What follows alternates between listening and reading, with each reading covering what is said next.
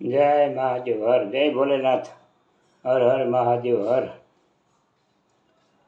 જૂની વાત છે ભાઈ,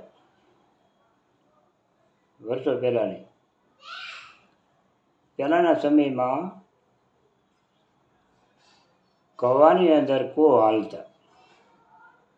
બે કોહીઓ કૂવો હોય, ચાર કોહીઓ હોય, બે કોહીઓ, એક કોહીઓ, આ બધા કવા કૂવોથી બળદથી કૂવો હાંકતા અને પાણી ટીપણાની જેમ ઠલવતા થાળામાં. અને એ ગળકા ગળકા પાણી આવે એ બધું કેરામાં જાય. એ કવાને કાંઠે કે એટલામાં 2-5 વીઘાનું પીત કરે, બે કોહીઓ કૂવો હોય ને તો. અને થોડી ઘણી ઉનાળુ માંડવી વીઘાની કરે, અડધા-પોણા વીઘાના ઘઉં કરે, અને થોડો ઘણો સારો કરે, એકાદો અડધો બકાલાનું કરે. અને એ વખતમાં ઘોડા સિવાય કાંઈ હતું નહીં વાહન. અને રીંગણા સલાખામાં ગાડી ભરીને મોવે માથે ઉપાડીને આજુબાજુનું શહેર હોય મોવા જેવા.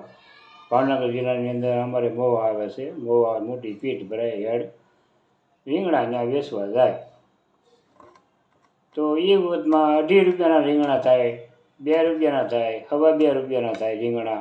એક ગાંહડી રીંગણા સલાખામાં ભરીને લઈ જતા, માથે ઉપાડીને વહેલા 3 વાગે હાલવા મળે. અને 5 વાગે થાય, 5, 4:30, 5 તો પહોંચી જાય મોવે. 1.5-2 કલાકમાં, 1.5 કલાકમાં પહોંચી જાય હાલી. કાંઈ હતું નહીં વાહન. એ વખતમાં ઘોડા ગાડી. આપણે હટાણું કરવા ગયા હોય નાથી પછી ઘોડા ગાડીને બે તો 8 આના પાવલી આ ભાડું. અને આપણે ગામમાં રહેતા હોય ને એ ઉતારી જાય ઘોડા ગાડી.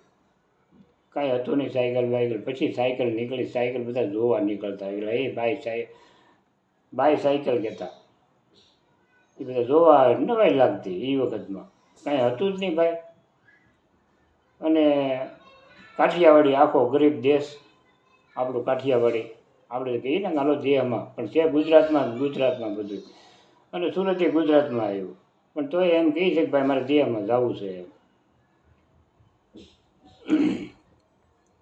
તો એ વખતમાં ઘોડાગાડીવાળા 8 આના પાવલી 40 પૈસા 35 પૈસા ભાડું ગામ પ્રમાણે કિલોમીટર ઉપર. કિલોમીટરની કોને ખબર હતી? એ બધા હવે નીકળ્યા કિલોમીટર. કોઈને મીટરની ખબર જ નહોતી. ઘોડાગાડીમાં જતા ને આવતા ને ઘોડા રાખતા ને ઘોડા જતા ગામતરા કરતા. એ મોટો માણસ હોય ગામમાં, પટલાઈવાળો, એને ઘોડા હોય, નગર ગધેડા જ હોય. રજોભા ગામમાં ગધેડામાં ચડીને બધા જતા પપ્પા હટાણું કરવા. કાંઈ હતું જ નહીં.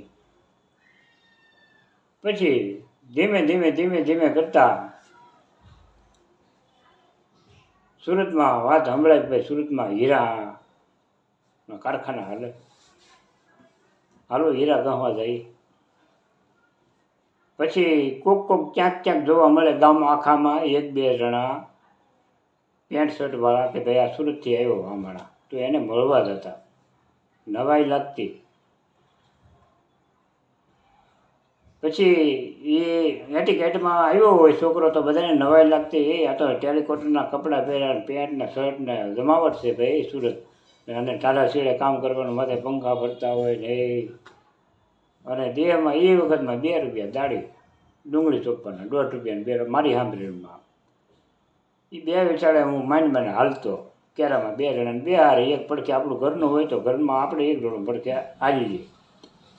આપણું લેતા જાય એમ. ગાય ગાળીને ડુંગળી ચોપ્પામાં હાલે. મોટા રહેવા નાનું હાલે એમ. નગર્યો તો ન જ હાલતો. 11 વર્ષનો હું આવડે હાલે. પછી હીરાનો એ વખતમાં ધીમો વિકાસ બધે થવા માંડ્યો કે ભાઈ સુરતમાં હીરા ગામમાં જવું છે.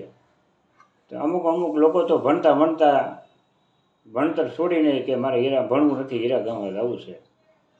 અને હું તે એ વખતમાં 2 ગણી ઉનાળુ માંડવી થઈ વેચીને મારી રીતે હવે સુરત હીરા ગામમાં જવું છે. મારા મોટાભાઈ ઘાટમાં શીખી ગયેલા, ઘાટનો જમાનો ભાઈ. અને ગામના હથવારો હતો એની હારે બેસી ગયો. એક જ બસ જાતી સુરતમાં, મોવાથી સુરત. એક જ બસ સવારમાં 8 વાગે ઉપડે અને સાંજે 8-9 વાગે ઉતારે 8:30. તારાપુર ચોકડી બસ આવે તો એ આપણે નાસ્તો કરવા જાય બે અને કોઈ ચા પીવે કોઈ નાસ્તા પાણી કરે અને નારી પછી ડ્રાઈવર બીજો બે આવે, કંડક્ટરે બદલી જાય અને ડ્રાઈવરે બદલી જાય.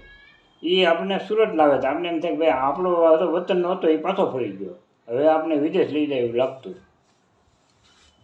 બધું છે ગુજરાતમાં જ પણ એવું એ વખતમાં લાગતું.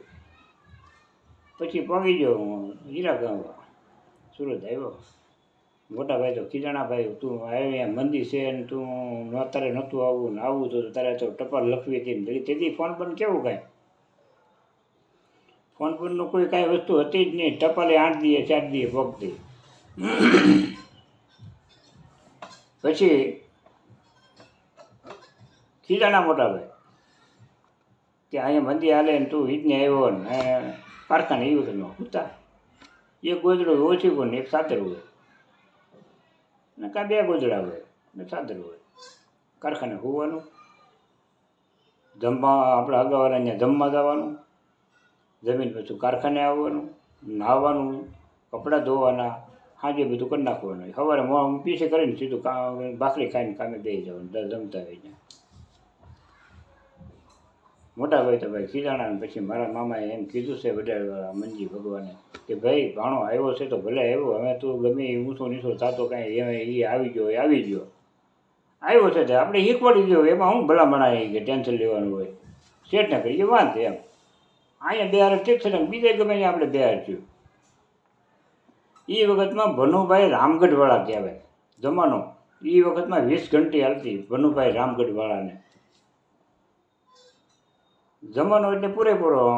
કુંભારભાઈમાં કોઈને ઘંટીઓ એની ન હાલતી એ વખતમાં, એની 20 ઘંટી હાલતી ત્યારે. ભનુભાઈ રામગઢવાળા મારા મોટાભાઈ ઘાટમાં શીખી ગયા અને કારીગરને એટલા બધા મારતા કે ન પૂછો વાત. ભનુભાઈ રામગઢનો ભાઈ બાબુભાઈ કરીને હતો, બહુ મારે ભાઈ બધા કારીગરોને. અને ભનુભાઈ કારખાનાની અંદર ગળે તો હીરા સિવાય કોઈ અવાજ નહીં, સપડાક. કારખાનામાં કોઈ સહેજ નહીં, એવું જ લાગે હીરાનો જ અવાજ આવે. હીરો હાલતો હોય હરિણ માથે એનો જ અવાજ આવે, બાકી તારનો ટુકડો ન હલે. એ વખતમાં તાર સાકી એક ચડાવીને એ તારમાં ઘોડામાં ભરાવીને કટોરામાં, સાદા કટોરામાં હીરા ગણતા નહીં, તારનો ટુકડો ન ખખડે. આવો ભનુભાઈનો એનું રાખતા એટલું એમ. હા, એ કુંભારમાં એ વખતમાં ભનુભાઈ રામગઢવાળાની 20 ઘંટી હાલતી 50 વર્ષ પહેલાં. અને ત્યાં મોટાભાઈ એકીલાલ મને પછી બીજા ભનુભાઈ કણબી હતા, સતી માતાની મોતાલા હેરીમાં મને શીખવાડ્યો મારા મામાએ. અને કારખાને નાહી ધોઈને નોખા નાખા 2 ભાઈ હોતા હોવાનું કારખાને. આ રીતે અમે 2 ભાઈ પાલટ ચા. પછી દિવાળી દેહમાં ઘેરે આવીએ તો બધા મળવા આવે, આખું કુટુંબ. એટલે ભાઈ રાખી દે આવ્યો તું કઈ ઠેકાણે તારું કારખાનું છે?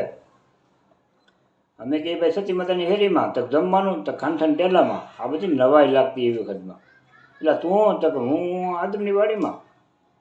આદરની વાડીમાં ખાલી પાટિયાની જ રૂમું, કાંઈ મળે નહીં, પણ કુંભારો વધારે. અને કતરગામ દરવાજાની અંદર જ કારખાના. અને એ વખતમાં ધેરામુરાની વાડી કહેવાય છે. એ આમ સેફટી આમને એમ લાગતી આઘી. કતારગામ દરવાજાથી હું ધેરામુરાની વાડીમાં જમવા જતો એ વખતમાં. રહેણાંક હતું ભાઈ, કોટલાવાડીમાં રહેણાંક હતું. પછી ધીમે ધીમે ધીમે ધીમે બધા જે જેના ઘરના મકાન હતા એ કારખાના બધા અહીંયા ધીમે ધીમે આવતા ગયા કુંભારભાઈઓના. અને ધીમે ધીમે બધા બહાર વસવાટ કરવા માંડ્યા, મકાનો રાખીને બીજે રહેવા માંડ્યા. અને ગોટલાવાડીમાં તમામ રહેણાંક મટી ગયું અને અત્યારે ઉદ્યોગ થઈ ગયો હીરાનો. આખી ગોટલાવાડી હીરાઓ અત્યારે એ સમયમાં અત્યારે હીરાવાળા તો પહેલાં આખી વાડી રહેણાંકની હતી. ધીમે ધીમે બધું પરિવર્તન આવે ભાઈ. અને આ બધી જૂની વાતો આવી છે ભાઈ. દેહમાં કાંઈ પહેલાં હતું નહીં, કાંઈ કોઈની પાસે ફજ્યો જ નહીં. બધે હરીખ્યા, બધા સમામાં હરીખ્યા, પણ ભાવ બહુ. પૈસા નહોતા પણ ભાવ ને શાંતિ બહુ હતી. અત્યારે બધાની પાસે પૈસા છે ધોમધોમ, કોઈને કાંઈ વાંધો નથી દુનિયામાં. બધા ફેરીમાં છે. અને આ કળિયુગ છે પણ જીવવા જેવો કળિયુગ છે બાપા. અને સમય બહુ સારો છે. અને આ સમયમાં તો જેમ જીવો અને જે રીતે જો એ રીતે અત્યારે મોજથી જીવો એવું જમાનો છે ભાઈ. અને પહેલાં છોકરાની જે પાર્કે બધા ધ્યાન લઈને જવું ને તો ગામમાં એક જ પૈસાવાળો હોય ને હારે લઈ જવો પડતો. જ્યાં સામેવાળો એ ટકરાટથી હોય ને વેવાઈને ભાઈ દેશભર અને ભરતા એ હાટું ગામના બે વડીલોને લઈ જતા. વડીલો હોય ને ગામમાં પૈસાવાળા એને લઈ જતો વડનો બાપ. જો એ વખતમાં દાપા ચૂકવવાના આવતા. ભંગીનો દાપુ ઢોલ વગાડે, પછી ગોરદાદાનું દાપુ, પછી ગામના ગોંજરાનું દાપુ, ગાયનો ઘાસનું દાપુ, હોય એનું દાપુ, વાણંદારે કિસલી બત્તી લઈને આવતો એનું દાપુ. બધા દાપા ચૂકવવાના. દરજીનું દાપુ. આ બધા દાપા ચૂકવવાના આવતા બાપા. જય મહાદેવ, જય ભોલેનાથ મહાદેવ હર. આ મારો વિડીયો ગમ્યો હોય તો લાઈક ને સબસ્ક્રાઈબ કરજો. જય મહાદેવ હર, જય ભોલેનાથ.